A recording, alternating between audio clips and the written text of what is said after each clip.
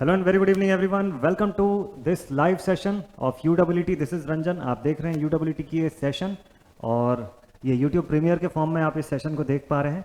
और इस यूडब्ल्यूटी के सेशन में बैक टू बैक हम लोगों ने अभी तक इलेक्ट्रिकल ड्राइव्स का पार्ट जो है उसको स्टार्ट किया हुआ है। आज वहीं से आगे कंटिन्यू करेंगे और ये जो थर्ड वीडियो है, थर्ड डे का सेशन आप देख रहे हैं, इसमें मस्ट टाइप से लोड कैरेक्टरिस्टिक्स के बारे में पढ़ने वाले हैं हम लोग। ठीक है, पूरा ग्राफ के साथ एक एक चीज़ पूरा डिटेल में आपको बताऊंगा और आखिरी में अगर समय बचा तो ज़रूर से हम इसके क्वेश्चंस भी लेंगे। ठीक, तो स्टार्ट करते हैं सेशन बिना देरी के। सो वंस अगेन आप सभी को very very good evening and welcome on this session. जितने भी बच्चे आप सब कनेक्टेड हैं, आप सबको very very good evening and very welcome as well. ठीक है, तो चलिए स्टार्ट करते हैं फ्रॉम लोड कैरेक्टरिस्टिक्स। तो पिछली क्लास में हम लोगों ने पढ़ा हुआ था कि लोड को हम दो कैटेगरी में क्लासिफाई करते हैं। ठीक है, first category, first one is the active load torque and the second one is the passive load torque. Load torque को दो कैटेगरी में हम लोग क्लासिफाई करना सीखे थे। ठीक है, तो एक्टिव लोड टॉर्क क्या होता है? वो लोड टॉर्क जो कि आपके सिस्टम को बैलेंस के स्टेट में लेके आता है या इक्विलिब्रियम के स्टेट में लेके आता है। ठीक, इस लोड टॉर्क की खास बात क्या क्या होती है बता दूं एक बार जल्दी से हाईलाइट्स के फॉर्म में आपको। एक्टिव लोड टॉर्क जो होते हैं ये कभी भी अपनी डायरेक्शन चेंज नहीं करते हैं, चाहे आपकी ड्राइव की डायरेक्शन कैसी भी हो, क्लॉकवाइज हो, एंटी क्लॉकवाइज, उससे कोई फर्क नहीं पड़ता। Active load torques always maintain their direction. So active load torques can be positive, they can be negative at the same time. ठीक है, ये पॉजिटिव भी हो सकते हैं, नेगेटिव भी हो सकते हैं, डिपेंडिंग अपॉन द एप्लीकेशन। आपका जो फोर्स लगा रहे हैं आप जो सिस्टम के ऊपर, उस फोर्स के एप्लीकेशन के आधार पर डिपेंड करता है कि कोई एक्टिव लोड टॉर्क पॉजिटिव होगा या नेगेटिव होगा। इसके एग्जाम्पल्स क्या क्या थे?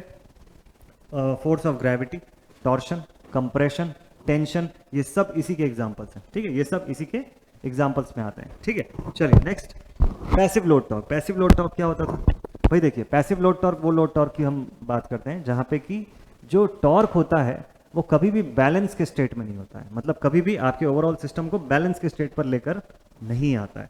ठीक है, तो passive load torques, passive load torques के बारे में आपको मैं बताऊं। चलिए थोड़ा सा लिख लेते हैं इस पॉइंट के बारे में, फिर आगे बढ़ेंगे। है ना, जरा सा इसके बारे में लिख लेते हैं थोड़ा थोड़ा। मेन नोट्स अगर आप बनाते जाएंगे ना तो सेशन का फायदा आपको और ज़्यादा मिलेगा।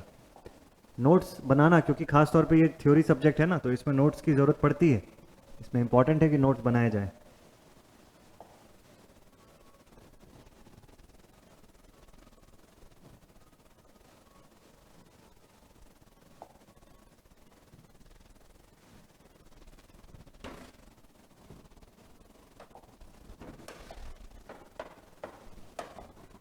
ठीक है, तो हेडिंग में डाल लेते हैं passive load torque.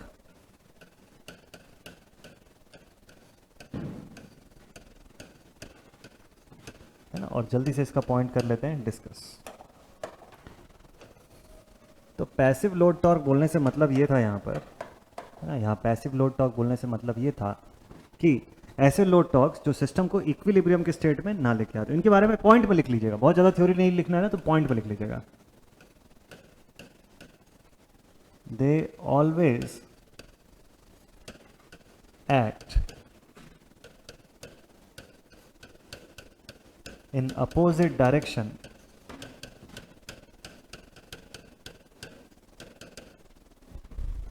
they always act in opposite direction to that of drive. तो ड्राइव जिस भी दिशा में घूमेगी ये हमेशा उसके उल्टे दिशा में काम करेगा, पहली चीज। तो फिर इससे क्या होता होगा इसका sign? So this causes their sign to be always negative.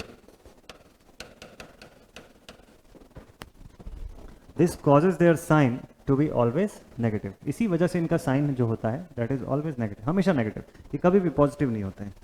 अच्छा, नेक्स्ट इसके बाद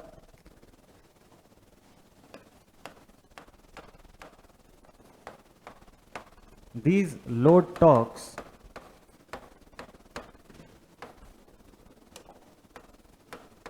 are needed to be overcome. These load torques are needed to be overcome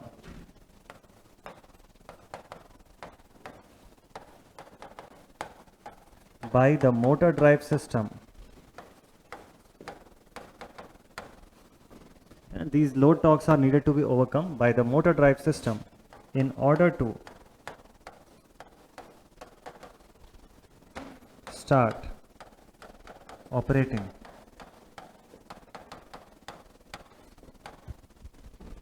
in order to start operating, ठीक है। तो ऑपरेट करने के लिए इंपॉर्टेंट है कि इन लोड टॉर्क्स को उस मोटर ड्राइव सिस्टम को ओवरकम करना पड़ेगा, ठीक है। उतना फोर्स जनरेट करना पड़ेगा कि जो लोड है उसको भी ड्राइव करने के केपेबल हो, और प्लस ये जो उल्टे दिशा में एक्ट करने वाले पैसिव लोड टॉर्क्स है इसको भी ओवरकम करने के लिए केपेबल होना चाहिए आपका मोटर सिस्टम, ठीक है। उसको भी ओवरकम करने के लिए केपेबल होना जरूरी है। तो ये इसका बेसिक इंपॉर्टेंट थिंग होता है। नेक्स्ट, तो पैसिव लोड टॉर्क हो गया। इसके एग्जांपल्स क्या क्या हो सकते हैं, सीधे इसका एग्जांपल लिख लेते हैं।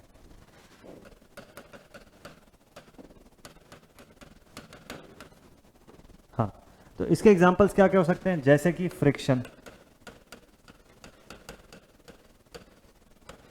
ठीक है, और जैसे कटिंग, बेंडिंग, ये सब के लिए जो हम टॉर्क लगाते हैं ना, ये सब पैसिव लोड टॉर्क की कैटेगरी में ही आते हैं। ये सब फ्रिक्शन को आप देख लीजिए ना, किसी भी बॉडी पे अगर आप फ्रिक्शन लगाते हैं तो उसकी दिशा तो हमेशा अपोजिट ही होगी। जिस दिशा में आप मूवमेंट करवाना चाहते हैं एग्जैक्टली उसके उल्टे दिशा में लगना है फ्रिक्शन को। फ्रिक्शन जो है ना फिर एग्जैक्टली उसके उल्टे दिशा में लगेगा। अगर आप बॉडी का मोशन इधर करवाना चाहते हैं तो फ्रिक्शन हमेशा किस दिशा में जाएगा, इस दिशा में जाएगा, अपोजिट, ठीक है। If this is applied force then this is frictional force, like this, ठीक है। आप डायरेक्शन बदल दीजिए, ये भी अपनी डायरेक्शन बदल लेगा। तो इनकी कोई फिक्स डायरेक्शन नहीं होती है, इनकी कोई भी फिक्स डायरेक्शन नहीं होती है, ठीक है। ये अपनी डायरेक्शन बदलते रहते हैं, ये अपनी डायरेक्शन जो है वो लगातार बदलते रहते हैं, ठीक है। तो अगर सपोज कर लीजिए अभी पढ़ने के दौरान अगर आपको डाउट्स आते हैं, है ना, क्योंकि आप ये जो सेशन जो आप देख रहे हैं प्रीमियर के फॉर्म में सेशन देख रहे हैं, तो अगर आपको डाउट्स आते हैं, वैसे मैं कमेंट सेक्शन पे ध्यान दूंगा बिल्कुल भी, और फिर भी अगर इनकेस अगर आपको डाउट आते हैं ना तो यहाँ पर मैं अपना नंबर बता देता हूँ आपको,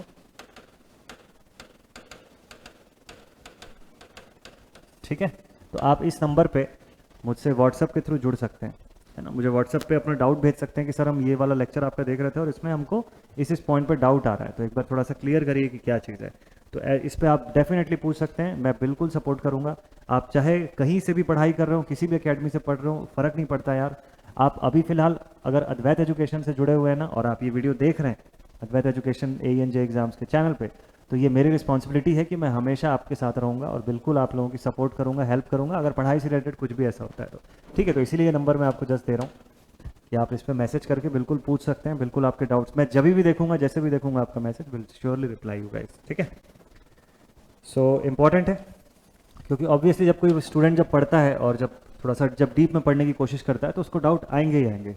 और सिर्फ इतनी जिम्मेदारी नहीं होती है किसी भी टीचर की या हम लोगों की कि सिर्फ पढ़ा के छोड़ दिया, ऐसा नहीं है। अगर पढ़ा रहे हैं तो फिर टिल द एंड आपके साथ में है, ठीक है। तो कोई टेंशन की बात नहीं है, रिलैक्स, आप बिल्कुल मस्त टाइप से पढ़िए। आप अद्वैत एजुकेशन AJ एग्जाम्स के चैनल पे जुड़े हुए हैं तो पूरी सपोर्ट है आप लोगों के लिए, पूरी टीम जो है ना वो आपके सपोर्ट में, चाहे कोई भी आप सब्जेक्ट पढ़ लो। आप अभी मेजरमेंट पढ़ रहे हो, अभी यहाँ पे UEE पढ़ रहे हो, फिर बाद में BEE वगैरह भी पढ़ोगे, तो बहुत सारे सब सब्जेक्ट्स अभी हम लेके आएंगे आप लोगों के लिए, ठीक है। बस आप लोग मस्त से कनेक्टेड रहिएगा अच्छे से, और जहाँ पे जो भी डाउट लगे, जो भी सजेशंस हो, वो डेफिनेटली आप बताते रहिए आप लोग सब। चलिए, सो फ्रिक्शन, कटिंग, बेंडिंग ये सब हो गया। फ्रिक्शन का फॉर्म हम लोग देख भी सकते हैं, है ना, कि अगर एक डायरेक्शन में हम फ्रिक्शन लगाते हैं, मतलब फोर्स लगाते हैं किसी एक दिशा में, तो फ्रिक्शन जो है अपोजिट डायरेक्शन में एक्ट करती है ऑब्वियसली। सो ये पैसिव लोड टॉर्क का एक एग्जांपल हो गया। पैसिव लोड टॉर्क जो है इस तरीके से वर्क करती है, ठीक है। लोड टॉर्क के कंपोनेंट क्या हो गए, लोड टॉर्क के कंपोनेंट क्या क्या होते हैं, फ्रिक्शन कंपोनेंट हो गया, है ना। फ्रिक्शन के अलावा और भी सब अलग अलग कंपोनेंट्स होते हैं। तो फिलहाल अभी हम बात करने जा रहे हैं about load duty cycle.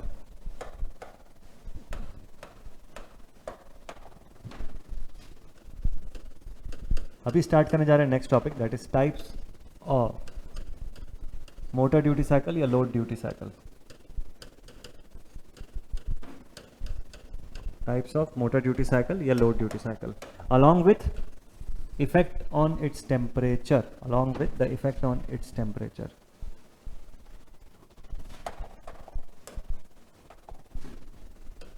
And its effect on temperature.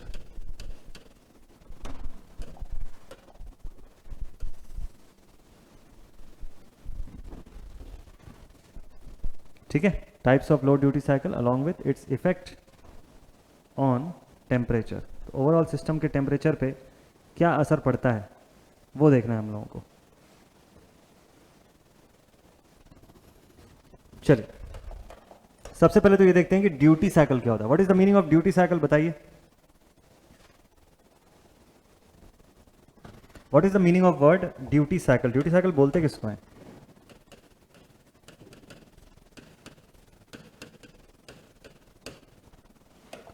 Duty cycle का मीनिंग क्या होता है? कमेंट सेक्शन में आप लोग लिखिए, है ना। एज अ प्रीमियर है, मैं बाद में भी जब मैं देख रहा हूँ आप जिस समय कमेंट कर रहे होंगे तो definitely I will be there. तो कमेंट सेक्शन में आप लिखिए, है ना। आप लोगों का आंसर आता रहे, लिखिए, पता चलेगा मुझे, ठीक है। आई होप कि उमेश भोई जो हैं वो भी हमारा सेशन देख रहे हैं ना। मैंने पिछले वाले सेशन में भी आपका कमेंट देखा हुआ था, बढ़िया, बहुत ही बढ़िया। आपने लिखा हुआ था कि सर तीसरी बार पढ़ रहा हूँ आपसे करके चीज़ें याद हो गई है। बेस्ट पार्ट है, मैं ये चाहता हूँ कि आप लोगों को चीज़ें याद हो जाएं इस टाइप के सब्जेक्ट में। मैं तो ये चाहता हूँ इनफैक्ट ना कि अभी जो आप ये 1 घंटे का सेशन देख रहे हैं, इस सेशन के बाद आपको दोबारा कॉपी खोलने की ज़रूरत ही ना पड़े। मेरा मेन मोटिव ये है। मैं ये चाहता हूँ कि ये सब छोटे सब्जेक्ट्स को आप इसी सेशन में ही पढ़ के ख़त्म कर लो, ऐसा कि आपके एग्जाम के लिए तैयारी हो जाए। फाइनल नाइट में या कुछ दिन पहले आप एक बार रिवीजन करने बैठो और अच्छे से पूरी चीज़ों को रिवाइज कर लो, A to Z आपको चीज़ें याद हो जाए, मैं चाहता हूँ। So this is a good part. तो मस्त से पढ़िएगा, है ना, मस्त से पढ़िए। आप लोग कमेंट करते जाएगा, मैं देखता रहूँगा। जहाँ पे भी कुछ लगेगा मुझे कि रॉन्ग हो रहा है आंसर तो मैं बताऊँगा आप लोग को, ठीक है। सो duty cycle, it is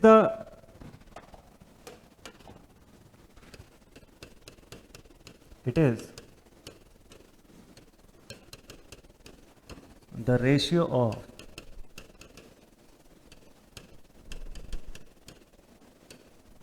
ratio of total on time, that means when the load or circuit is on, ठीक है। so it is the ratio of total on time with respect to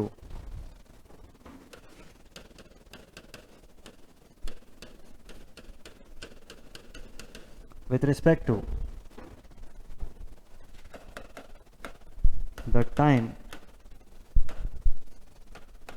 when circuit is off। On time और of time के ratio के हिसाब से हम इसको समझते हैं। या तो इसको और सिंपल वर्ड में अगर लिखना हो ना तो बस इतना लिख सकते हो आप कि it is the percentage on time. जो पूरे ड्राइव की ऑपरेटिंग ड्यूरेशन है उसमें से कितने समय वो ऑन है, कितने समय ऑन लोड है, उसकी बात हो रही है। Duty cycle is also known as, it is the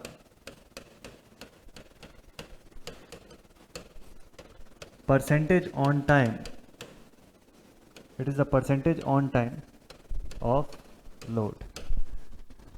bus एक लाइन में लिख के आप खत्म कर सकते हैं, इतना ही लिख के खत्म कर सकते हैं, ठीक है। तो लोड का परसेंटेज ऑन टाइम जो होता है वो उसकी ड्यूटी साइकिल को दर्शाता है। तो कोई भी मशीन के बारे में, अगर किसी मशीन के लिए कोई ड्राइव सिस्टम डिजाइन करना हो, कूलिंग मैकेनिज्म देना है कि नहीं देना है, अगर सामने एक थर्ड पार्टी इंडस्ट्री अगर आपसे जानना चाहती है, आपकी वो इंडस्ट्री सपोज कर लीजिए मैन्युफैक्चरिंग इंडस्ट्री के आप हेड है, ठीक है। आपको आपकी इंडस्ट्री के लिए मोटर सिस्टम्स चाहिए, क्लेन को घुमाना है, रोटरी क्लेन है उसको घुमाना है, और भी बैग फिल्टर्स वगैरह है ना, और बहुत सारी सब चीज़ें आपके पास इंडस्ट्री में, रोलिंग मिल्स वगैरह है, बहुत सारी कुछ है। तो बेल्ट ड्राइव्स है, क्रशर हाउस है, स्क्रीनिंग सिस्टम है, ये सब चीज़ है। तो आपको उनको चलाने के लिए मोटर सिस्टम्स की ज़रूरत है, और मोटर सिस्टम्स को प्रॉपरली रन कराने के लिए आपको ड्राइव चाहिए। तो जब ड्राइव डिज़ाइन करने के लिए आप एक थर्ड पार्टी कंपनी को बोलते हैं तो उस कंपनी को आपका पूरा डिटेल चाहिए होता है कि कौन से सिस्टम का मोटर कितनी देर चलने वाला है, उसको किस किस तरीके, कब कब आप लोडिंग करेंगे, कब कब आप अनलोडिंग करेंगे, उसको उस अकॉर्डिंग फिर ड्राइव वैसा प्लान करके बनाया जाता है, ठीक है। तो ऐसे केस पे ड्यूटी साइकिल जो फैक्टर होता है वो बहुत मायने रखता है। जो ड्यूटी साइकिल का जो फैक्टर होता है ना वो बहुत ही इंपॉर्टेंट होता है ऐसे केसेस में, कि जब हमको ये पता रहेगा कि किसी मशीन का ड्यूटी साइकिल कितना है। अब एक रोटरी क्लीन की जो ड्यूटी साइकिल होगी वो बहुत हाई रहती है, क्यों? क्योंकि कभी भी कोई प्रोडक्शन वाली इंडस्ट्री है, अगर आप स्पंज आयरन डिवीजन में गए होंगे कभी, एसआईडी सेक्टर्स जिसको बोलते हैं, तो एसआईडी में जब आप जाएंगे ना तो वहाँ पर क्या होता है कि जो रोटरी क्लीन होती है उसका हमेशा का काम होता है, 24 घंटे का काम होता है। इवन उसका मेंटेनेंस करने के लिए भी उसको रोक नहीं सकते हो आप, मतलब रोकना परमिसिबल नहीं रहता, लॉस होता है। वो क्लीन जितनी देर रुकी होगी उतने उतने मिनट उतने आवर्स आपके फाइनेंशियल लॉस हो रहे होंगे वहाँ पे। तो अगर उसका मेंटेनेंस भी करना होता है ना, तो उसकी स्पीड को कम कर दी जाती है, पीएलसी सिस्टम के थ्रू उसकी स्पीड को रिड्यूस कर दिया जाता है, और स्पीड रिड्यूस करके फिर जो ऑपरेटर्स होते हैं वो उस पर ऑपरेट करते हैं। कभी कभी उसका जो थर्मोस्टेट होता है वो जल जाता है ना, बर्न हो जाता है, वो टेम्परेचर प्रॉपरली रीड नहीं कर पा रहा होता है, तो यहाँ स्काडा सिस्टम जो है हमारा, उस पर रीडिंग नहीं मिलती है कि कितना टेम्परेचर हुआ, तो वो सब कभी रिप्लेस करना होता है ना। कभी कभी जो उसके जो बार्स लगे होते हैं, जो कि जब जब रोटेट हो रहा होता है, तो उसके ऊपर रोलर के फॉर्म में इलेक्ट्रोड से जुड़े हुए रहते हैं, जिससे कि सप्लाई जा रही होती है उसके अंदर, ठीक है, उसको हीट करने के लिए, फर्नेस को जलाने के लिए, गर्म करने के लिए। तो वो बार्स में कभी कभी ऑक्सीडेशन हो जाता है, तो उसको साफ करना रहता है, तो वो क्लीन के चलते चलते में ये सारी प्रोसेस होती है, ठीक है। सो इसलिए हमको पता होना चाहिए कि ड्यूटी साइकिल कैसा है। अब जैसे क्रशर हाउस है, क्रशर हाउस पूरी देर नहीं चलता है, स्टोन क्रशिंग करने के बाद वो रुक जाता है, फिर कुछ समय के बाद उसमें स्टोन फीड किया जाता है, फिर फीडर से फीड होता है, फिर वो क्रश करता है उतनी देर, और फिर उसके बाद रुक जाता है। स्क्रीनिंग हाउस है, स्क्रीनिंग हाउस का भी एक पर्टिकुलर ड्यूरेशन है वर्क का। तो सब टाइप के लोड्स अलग अलग तरीके से होते हैं, और सबकी ड्यूटी साइकिल डिफरेंट होती है, इसीलिए ड्यूटी साइकिल वाइज चीज़ों को क्लासीफाई करना बहुत इंपॉर्टेंट होता है। तो इस वजह से ही हम लोग ये टॉपिक पढ़ रहे हैं, और लोड्स का classification on the basis of duty cycle इसलिए देख रहे हैं। इसलिए सबसे पहले ड्यूटी साइकिल क्या होता है वो समझ लिया हम लोग, ठीक है। तो types of load, duty cycle and its effect on temperature. So शुरुआत करते हैं। So on the basis of duty cycle, the loads are classified as, the loads are classified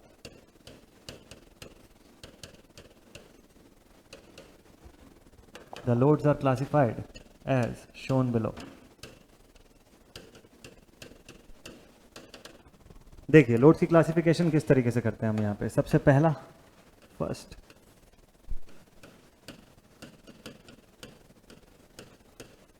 continuous duty load. Second point,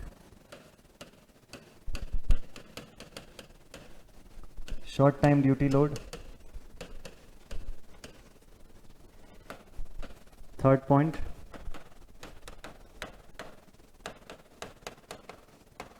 intermittent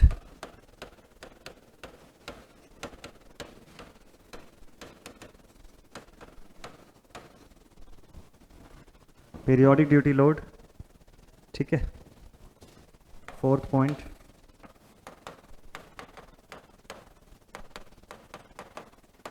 intermittent periodic duty with starting, ठीक है।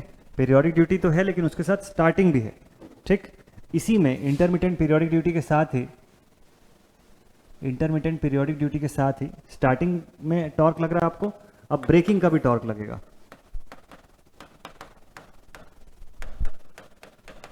Intermittent periodic duty with starting and braking, starting and braking, ठीक है। फिर six point, continuous duty, continuous duty load with starting, continuous duty with intermittent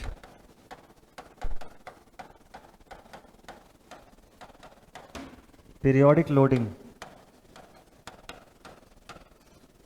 with intermittent periodic loading, ठीक है। Next, seven point, continuous duty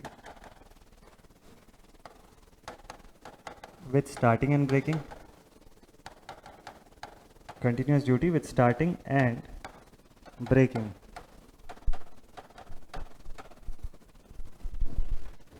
और eighth point last, continuous duty with periodic speed change. आठवां पॉइंट, continuous duty with periodic speed change, ठीक है। तो इतने form में लोड्स को क्लासिफाई कर सकते हो आप, along with their duty cycle, along with their duty cycles, they can be classified in all of these points. इतने सारे पॉइंट्स के फॉर्म में आप इनका क्लासिफिकेशन पूरा देख सकते हैं, ठीक है। तो अभी मैं यहाँ से ये जितने भी 8 पॉइंट्स हैं ये पूरे के पूरे आपके साथ डिस्कस करने जा रहा हूँ। ये चाहे आज के लेक्चर में कंप्लीट हो या 2 लेक्चर मिला के कंप्लीट हो, जैसा भी, बट ये पूरा का पूरा डिटेल में आपको मैं बताने जा रहा हूँ, ठीक है। तो एकदम मस्त से ध्यान से देखिएगा, ग्राफ के साथ साथ समझते जाएंगे तो चीज़ें और अच्छे से क्लियर होती जाएंगी हमको। शुरुआत करते हैं from continuous duty load. 2 graph के फॉर्म में आपको हर टाइप के लोड के लिए स्टडी करना है। कौन कौन से 2 ग्राफ्स होंगे? पहला ग्राफ होगा load torque along with time, load torque की रिक्वायरमेंट टाइम के साथ साथ कब ज़्यादा होती है कब कम होती है। और दूसरा जो होगा that will be the time along with temperature change, temperature में कितने का चेंज हो रहा है उस अकॉर्डिंग, ठीक है। चलिए शुरुआत करते हैं from the very first point, that is the continuous duty load.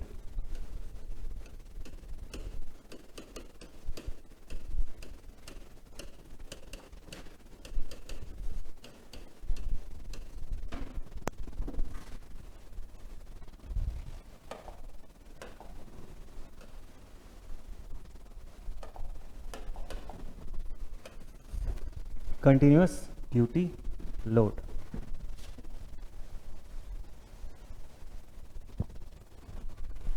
है ना। First one is the continuous duty load. क्या होता है, चलो पहले ग्राफ बनाते हैं, बाद में थ्योरेटिकल पॉइंट आपको थोड़े बहुत बता दूंगा। इसके थ्योरी उतना इंपॉर्टेंट नहीं है जितना ज़्यादा इसका ग्राफ से समझना इंपॉर्टेंट है। एक बार आप समझ जाएंगे तो फिर चीज़ें आप खुद से लिख लेंगे। देखिए यहाँ पे हम टाउ एल से शो कर रहे हैं लोड टॉर्क, और here we are showing time T in seconds इस दिशा में, ठीक है। वैसे यहाँ पर भी टाइम टी इन सेकेंड्स इस दिशा में, और यहाँ पर मैं शो कर रहा हूँ थीटा डिग्री सेंटीग्रेड, ठीक है। तो अब मशीन की ड्यूटी साइकिल को देखते हुए, मशीन की ड्यूटी टाइम को देखते हुए हम ये डिसाइड करेंगे कि यहाँ पे टेम्परेचर कब राइज होगा कब फॉल होगा, और इसकी ड्यूटी में कितना टॉर्क की इसकी रिक्वायरमेंट होगी अलॉन्ग विद द टाइम, ठीक। चलिए शुरू करते हैं। तो जब कोई मशीन कंटिन्यूस ड्यूटी टाइप होती है ना, तो इनिशियली हम ये मान के चलते हैं कि वो मशीन शुरुआत से ही लोडेड रहेगी, शुरुआत से ही लोडेड मशीन रहेगी, ठीक है। तो हो सकता है स्टार्टिंग से लोडेड होगी तो लोड टॉर्क की रिक्वायरमेंट बिगिनिंग से ही इसकी हाई रहेगी। The requirement of load torque will be high right from the beginning. तो इस कंडीशन में, और कंटिन्यूस ड्यूटी है तो लोड उतना ही मेंटेन रहेगा, है ना। कंटिन्यूस ड्यूटी होने की वजह से लोड जो है वो उतना ही मेंटेन रहेगा। तो ऐसा कुछ बनेगा इसका ग्राफ, ठीक, जैसे डीसी का बनता है। इस कंडीशन में टेम्परेचर का क्या होगा? देखिए टेम्परेचर जो होगा यहां से राइज होना शुरू होगा, and after a point temperature almost ऐसा हो जाएगा। देखिए फिर से एक बार, टेम्परेचर राइज होगा up to a certain limit, and then after it will be like this, लगभग कांस्टेंट, ऑलमोस्ट कांस्टेंट, ठीक है। तो टेम्परेचर के बारे में मैं आपको बता दूं, this point is theta naught. Theta naught को हम अब से एम्बिएंट टेम्परेचर बोलेंगे। जो एम्बिएंट टेम्परेचर यानी कि मशीन की जो सराउंडिंग जो है, उस सराउंडिंग का जो टेम्परेचर था उस टेम्परेचर पर मशीन है रेस्ट के स्टेट में, ठीक है। और यहाँ से राइज होते होते इस पॉइंट पे जब मशीन पहुंची, so this one is theta M, this is the maximum temperature at time instant T1। यहाँ पर T नॉट बोल लो आप इस पॉइंट को, ठीक है। यहाँ पे कोई टाइम इंस्टेंट बताने की जरूरत नहीं है अलग से। सो कंटिन्यूस ड्यूटी लोड इसमें लिख सकते हैं कि in this type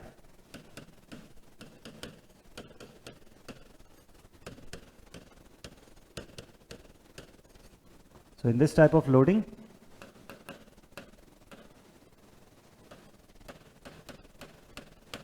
the drive is at a constant load, the drive is at a constant load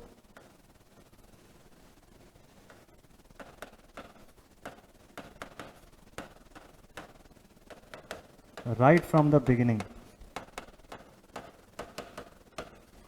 शुरुआत से ही कांस्टेंट लोड पर है आपकी ड्राइव सिस्टम, ठीक है। सो देखते हैं राइज इन टेम्परेचर या change in temperature.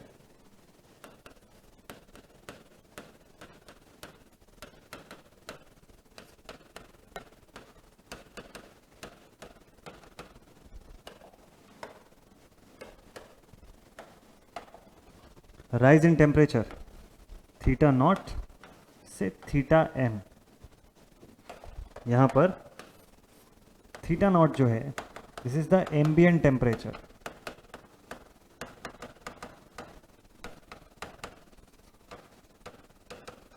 Ambient temperature of drive. और थीटा एम क्या चीज है? This is the maximum temperature attend during operation. मतलब जब भी आपकी ड्राइव ऑपरेट कर रही है तो अपने ऑपरेट करने के पूरे दौरान वो हाईएस्ट वैल्यू ऑफ टेम्परेचर जो ये अटेन करेगी, दिस इज इट। कोई भी जो मैन्युफैक्चरिंग इंडस्ट्रीज होती है जो ड्राइव बनाती है वो हमेशा इन टेम्परेचर रेंज को ज़रूर से चेक करती है। इसी से उनको आइडिया मिलता है कि क्या उस ड्राइव सिस्टम में, उस लोड सिस्टम को एडिशनली हमको कोई बाहर से कूलिंग मेथड देने की ज़रूरत पड़ेगी या नहीं पड़ेगी। क्योंकि कुछ कुछ ड्राइव्स में एडिशनली कूलिंग मेथड भी डिज़ाइन करना पड़ जाता है, क्योंकि वो इतने हाई टेम्परेचर को अटेन कर जाएंगे after a certain duration of operation. तो उससे बचाने के लिए उनको एक्स्ट्रा कूलिंग मेथड भी प्रोवाइड करना होता है। तो उसके लिए उनको सबसे पहले पता होना चाहिए कि ड्राइव का ऑपरेटिंग साइकिल किस तरीके से है। So this is first one, continuous duty load. Next point पर चलते हैं अब इसके बाद ना। कंटिन्यूस ड्यूटी के बाद अब अगला पॉइंट जो है वो देखते हैं। So next one is the short time duty.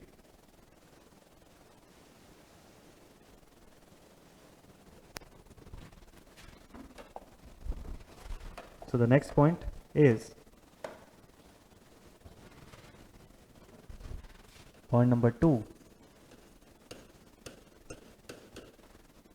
This is short time duty. Short time duty load. ये कैसा होता है? चलिए ग्राफ से समझते हैं इसको भी। शॉर्ट टाइम ड्यूटी लोड जो होता है ना,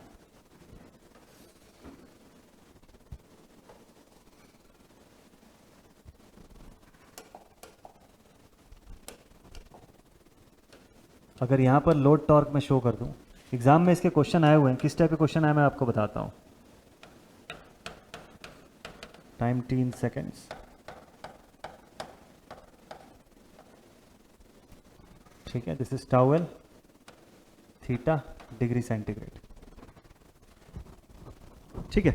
शॉर्ट टाइम ड्यूटी क्या होता है? देखिए, शॉर्ट टाइम ड्यूटी में आपकी मशीन जो होती है वो एक कांस्टेंट लोड पर कुछ देर के लिए वर्क करती है। एग्जैक्टली उतनी देर के लिए उसका टेम्परेचर जो होता है वो भी राइज होता है। And after that rest period इतना ज़्यादा होता है कि जो ड्राइव की टेम्परेचर है वो वापस से अपने एम्बिएंट टेम्परेचर तक रिड्यूस हो सकती है। तो ये जो लोडिंग सिस्टम होता है, या ये जो वर्किंग साइकिल होता है, यहाँ पर मशीन थोड़ी देर के लिए जो है वो मोशन के स्टेट में रहती है, थोड़ी देर के लिए ऑपरेशन के स्टेट में होती है, और बहुत ज़्यादा देर के लिए वो रेस्ट के स्टेट में रहती है, ठीक है। लोड का जो टाइप हम समझते हैं वो यहाँ पर होता है कांस्टेंट। उस हिसाब से जो इसकी ग्राफ बनती है वो कुछ ऐसी बनती है, इस टाइप की ग्राफ बनती है, ठीक है। तो मशीन थोड़ी देर के लिए क्या है? वर्किंग स्टेट में, और बाकी पूरी देर रेस्ट के स्टेट में। तो ड्यूटी साइकिल जब इसकी बनेगी तो ये हिस्सा कहलाता है on time. This is on time and this whole thing is off time. ये ऑन टाइम है और ये ऑफ टाइम है, ठीक। अच्छा, टेम्परेचर का क्या सीन होगा फिर? चलो जरा टाइम को मैं टी नॉट से डिनोट कर लूँ। This is T not, this is T1, बस। तो टी नॉट से T1 क्या थिंग है? टेम्परेचर में राइज होना है, for sure there will be a rise in temperature. T not से T1। T1 से आगे क्या होगा? T1 से आगे क्या होगा? There will be a fall in temperature, gradual fall. और ये फॉल कुछ देर के बाद इसको वापस से एम्बिएंट टेम्परेचर तक जरूर से हिट करवा देगा। सो यहां पर लिखा है थीटा नॉट, टाइमिंग क्या है इसकी? T not. ये जो पोर्शन है इसकी टाइमिंग है T1, और इसके आगे का पोर्शन ऐसा है। पूरे ऑपरेशन के दौरान this is the maximum temperature that this is going to hit. So इसको मैं लिख देता हूं थीटा एम, ठीक है। थीटा एम से डिनोट कर देते हैं। तो अब कैसे लिखेंगे इसको? पॉइंट पे जस्ट लिख लीजिए। इन दिस ड्यूटी साइकिल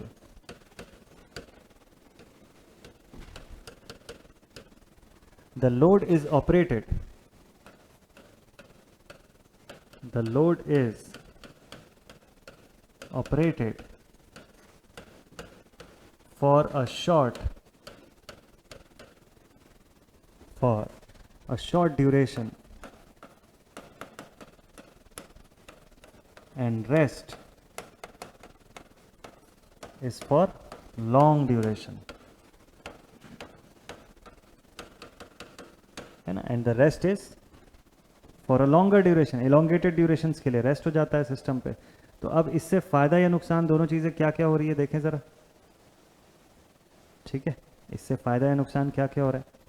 देखिए, जब मशीन शॉर्ट ड्यूरेशन के लिए ऑपरेट करेगी तो टेम्परेचर धीरे धीरे पीक तक पहुंच रहा होता है, लेकिन इसके बाद तो लंबे समय तक के लिए रेस्ट है, तो टेम्परेचर फिर ग्रेजुअली जब फॉल होगा तो वो वापस बैक टू एम्बिएंट टेम्परेचर खुद ही पहुंच जाएगा। जितने भी ड्राइव का एग्जाम्पल हम लोगों ने लिया हुआ है, जितने भी ड्राइव का एग्जाम्पल लिखा है, उस सब में से सिर्फ यही एक ऐसा मोटर ड्यूटी साइकिल है ना, मतलब जितने भी ड्यूटी साइकिल्स हम लोगों ने लिखे हुए थे उसमें से सिर्फ यही एक ऐसा है जिसमें ऑपरेशन के बाद जो ड्राइव की टेम्परेचर है वो वापस से एम्बिएंट तक पहुंचती है। बाकी ऐसा कोई भी ड्यूटी साइकिल सिस्टम नहीं है जिसमें कि टेम्परेचर वापस से एम्बिएंट टेम्परेचर तक पहुंच जाए विदाउट एनी कूलिंग मैकेनिज्म।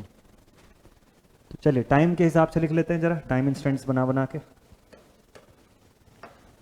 तो टाइम इंस्टेंट T1 से T0 से T1, टाइम इंस्टेंट T0 से T1 में क्या हो रहा है, ठीक है, और फिर टाइम इंस्टेंट T1 के ऑनवर्ड्स, T1 ऑनवर्ड्स क्या हो रहा है। चलिए लिखते हैं इसको। देखिए T0 से T1 क्या हो रहा है, constant load torque is required for a shorter duration, constant load torque for short duration, first thing constant load torque की requirement जो है that is for a short duration. Next, what about the temperature?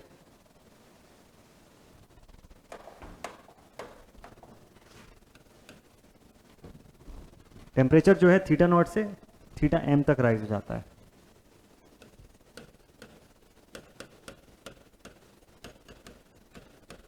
Temperature increases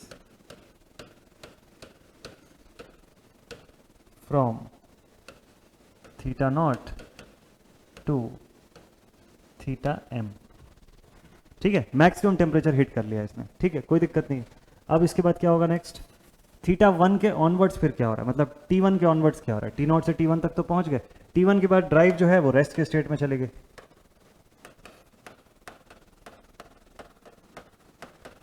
Drive is in state of rest, so tau L becomes equal to 0। Load torque की requirement तो खत्म हो गई ना, कोई लोड टॉर्क की रिक्वायरमेंट है ही नहीं यहाँ पर। अब इसके बाद नेक्स्ट टेम्परेचर का क्या हो रहा है, व्हाट अबाउट द टेम्परेचर,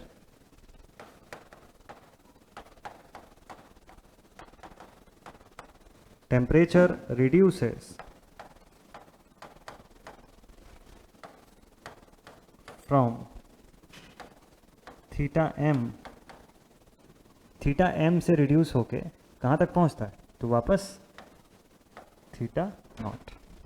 जो टेम्परेचर है वो घटते घटते अब थीटा एम से थीटा नॉट तक पहुँच जाएगा, मतलब ड्राइव जो है अपनी एम्बिएंट टेम्परेचर हिट कर जाएगी यहाँ पर, ठीक है। तो ये इसका वर्किंग होता है। तो ये हो गया हमारा कौन सा load system, short term duty load. Short time duty load जो होता है वो इस तरीके से काम करता है, ठीक है। नेक्स्ट इसके बाद आगे अगला लोड ड्यूटी साइकिल देखें। यहाँ तक लिख लिए क्या आप लोग, लिखते जाइएगा मेरे साथ साथ ही आप लोग लिखते जाएगा तो टाइम बचेगा आपका, है ना। और वैसे तो अगर आपका लिखना छूट भी गया हो तो आप वीडियो पीछे करके भी देख पाएंगे।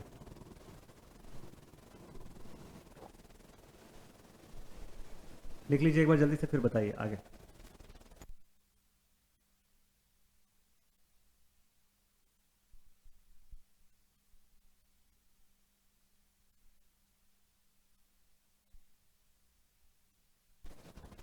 हो गया डन। चलिए नेक्स्ट थर्ड पॉइंट। पूरे 8 पॉइंट पढ़ने हैं, एक ही बार की मेहनत है, एक बार में क्लियर हो जाएगा फिर आपको सब कुछ, फिर कोई ऐसा टेंशन नहीं जाएगा। Next is intermittent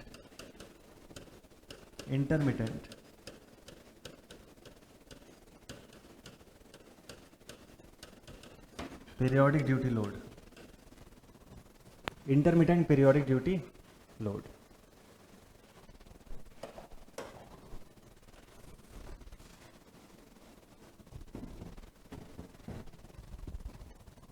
intermittent periodic duty, ठीक है। चलिए देखते हैं ये कैसे वर्क करता है।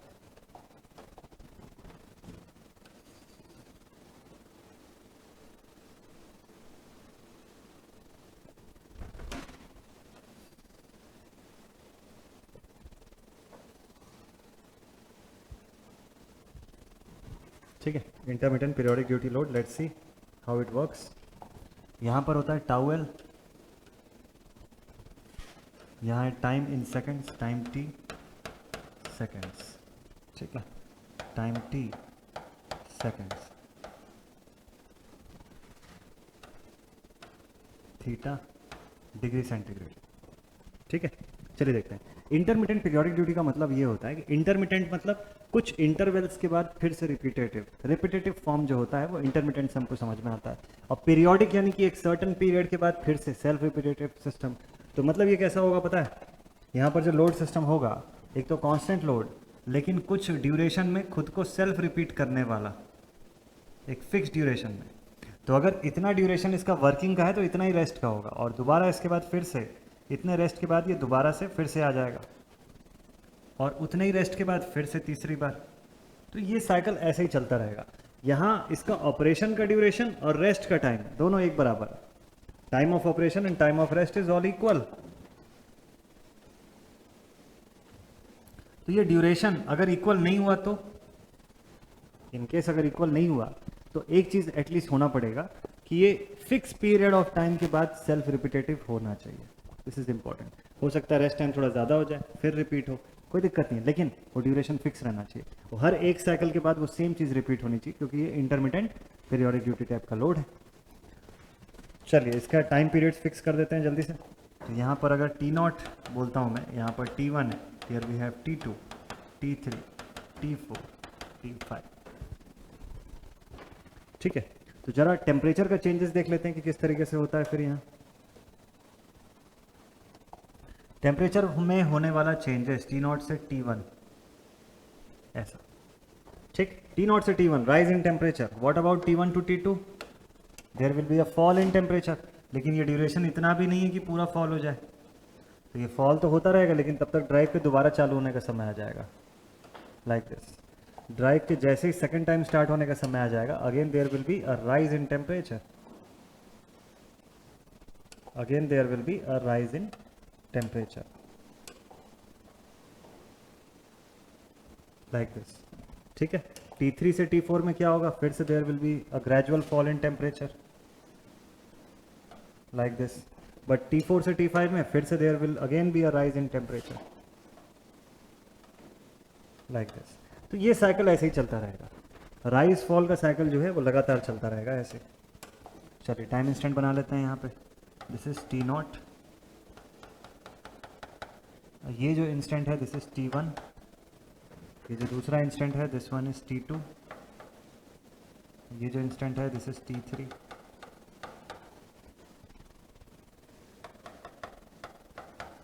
T4 and this one is T5, ठीक है। ये क्या है, दिस इज थीटा मैक्स। अब यहाँ से एक नया टर्म इंक्लूड होगा। क्या नया टर्म इंक्लूड होगा, यहाँ से एक नया टर्म आएगा which will be given as, ये देखिए यहाँ का टर्म, एक और नया टेम्परेचर जो है वो हमको अब यहाँ पे अपनी ग्राफ में दिखाना पड़ेगा। दिस इज थीटा मिनिमम, या तो थीटा मिनिमम बोल लो या इसको कुछ और नाम रख लेते हैं, इसका नाम थीटा 1 बोल देते हैं, ठीक है। अब इसका मीनिंग मैं आपको बताऊंगा कि थीटा 1 यहाँ पे किस चीज़ को इंडिकेट कर रही है, ठीक है। थीटा मैक्स तो हमको पता है, maximum temperature attain by the drive during the operation. अपने पूरे ऑपरेटिंग ड्यूरेशन के दौरान जो मैक्सिमम टेम्परेचर ये ड्राइव अटेन करेगी that is theta max. Theta 1 भी एक है, और आखिरी में यहाँ पर थीटा 0 भी है। तो थीटा 0 क्या होती है, ambient temperature. Theta 0 is our ambient temperature. देखिए यहाँ पे क्या हो रहा है, here a constant load is applied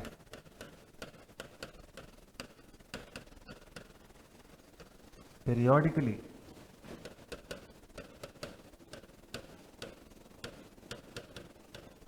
to the system. एक कांस्टेंट लोड जो है ना उसको पीरियोडिकली अप्लाई कर देते हैं हम लोग इस सिस्टम के साथ, ठीक है। कांस्टेंट लोड को पीरियोडिकली अप्लाई कर रहे हैं विद द सिस्टम। तो अब क्या हो रहा है, ये कांस्टेंट लोड के पीरियोडिक एप्लीकेशन से ये हो रहा है कि ये रिपीटेटिव है, after a certain duration it is repetitive. तो इंस्टेंट वाइज देखते हैं कि ऑपरेशन कैसे कंडक्ट हो रही है। अगर सपोज कर लो इसका इंस्टेंट में बताऊं कि from T0 to T1 what is happening, इस ड्यूरेशन में हो रहा है टाउएल इज कांस्टेंट, टाउएल जो है कांस्टेंट है, और टेम्परेचर का क्या हो रहा है, rise in temperature from θ0 to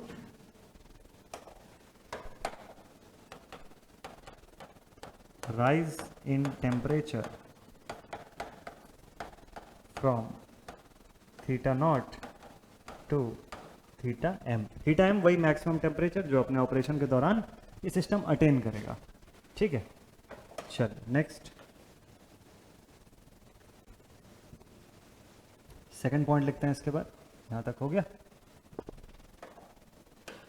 अगला जो हम ड्यूरेशन देखने वाले हैं टाइम का, that will be from T1 to T2, ठीक है। चलिए देखते हैं क्या हो रहा है यहाँ पर। So from T1 to T2 जो ड्राइव सिस्टम है आपका वो रेस्ट के स्टेट में है ना। So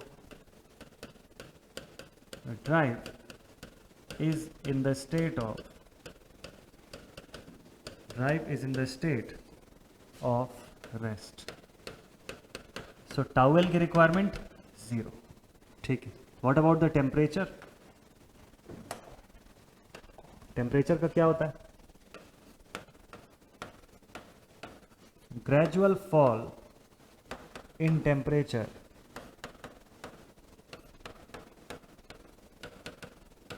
there will be a gradual fall in temperature from कहां से कहां तक, थीटा मैक्स टू θ1। अब यहां पे डिफाइन करना पड़ेगा कि θ1 क्या होता है। Here θ1 is the minimum temperature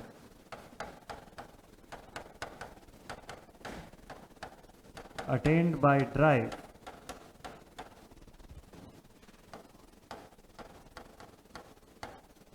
during its operation। minimum temperature attained by the drive during its operation, ठीक है। It is the minimum temperature attend by the drive during its operation. तो पूरे ऑपरेशन के दौरान जो आपकी ड्राइव सिस्टम है वो इतना ही मिनिमम टेम्परेचर अटेंड करेगी, एम्बिएंट टेम्परेचर तक कभी नहीं पहुंचेगी, ठीक है। तो ये इसकी वर्किंग होती है। फिर T2 से T3 फिर से आप वही सेम साइकिल रिपीट हो जाएगा। तो मेन पहला साइकिल इतना ही है, this is the first cycle,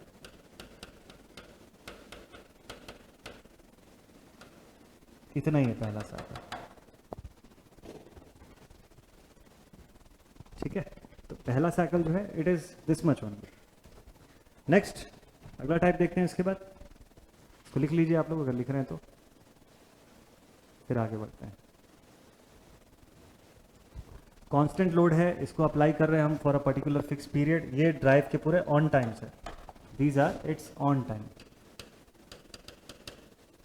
ठीक है। और ये जो है दिस इज ऑफ टाइम। तो इस हिसाब से आप इसको प्रॉपरली बाइफरकेट करके देख सकते हैं।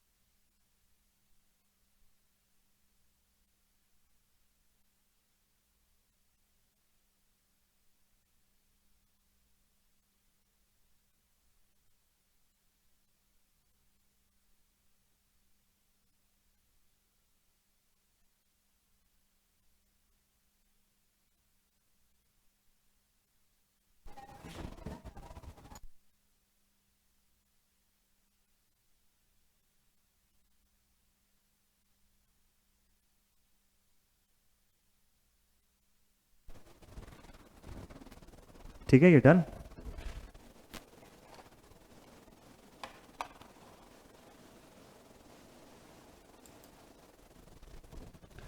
ठीक है, ये डन, सभी ने कंप्लीट कर लिया इसे। तो ये था हमारा इंटरमिटेंट पीरियोडिक ड्यूटी लोड। अभी तक हम लोगों ने ये जो 3 वैरायटी के जो लोडिंग सिस्टम्स देखे हुए हैं, अब इसी के आगे इसके आगे अब और जो इसके बाइफर्केशंस होंगे, मेजर तो ये 3 होते हैं, है ना। मेजरली अगर देखा जाए तो ये 3 टाइप के ऐसे लोड सिस्टम्स होते हैं। फर्स्ट वन जो होता है that is the continuous duty load, है ना, कंटिन्यूस ड्यूटी टाइप का लोड। दूसरा जो है second one that is the short time duty load, और तीसरा जो है ये इंटरमिटेंट पीरियोडिक ड्यूटी लोड। अब इसके आगे से अब जब इसके आगे जब पढ़ेंगे, जो बाकी के जो रिमेनिंग 5 पॉइंट्स हैं, तो वहाँ पे आप देखेंगे कि इन्हीं का इलेबोरेटेड फॉर्म होता है। जैसे कि इंटरमिटेंट पीरियोडिक ड्यूटी लोड है तो विथ स्टार्टिंग होगा, विथ स्टार्टिंग एंड ब्रेकिंग होगा। कंटिन्यूस ड्यूटी है तो continuous duty with intermittent periodic loading होगा। तो ऐसे अलग अलग टाइप के लोडिंग की जो कंडीशंस है वो सब हम लोग देखते जाएंगे। ठीक है, तो ग्रेजुअली आने वाले सेशंस में वो भी हम लोग पढ़ेंगे और क्वेश्चंस भी लेते जाएंगे। ये टॉपिक जैसे ही मैं कंप्लीट करवा दूंगा आप लोगों का, उसके बाद फिर मैं आप लोगों को क्वेश्चन सेशन भी इसका करवाऊंगा। ठीक है, चलिए तो आज की जो क्लास है उसको फिर यहीं पर एंड अप करते हैं। आज का सेशन जो है उसको यहीं पर एंड कर लेते हैं मस्ट टाइप से, और ऐसे ही फिर कल के सेशन में मिलेंगे। कल दोबारा से रात 9 बजे ज़रूर से मिलिएगा और मस्ट टाइप से पढ़ेंगे इसको। ठीक है, तो till then stay connected. Thank you very much.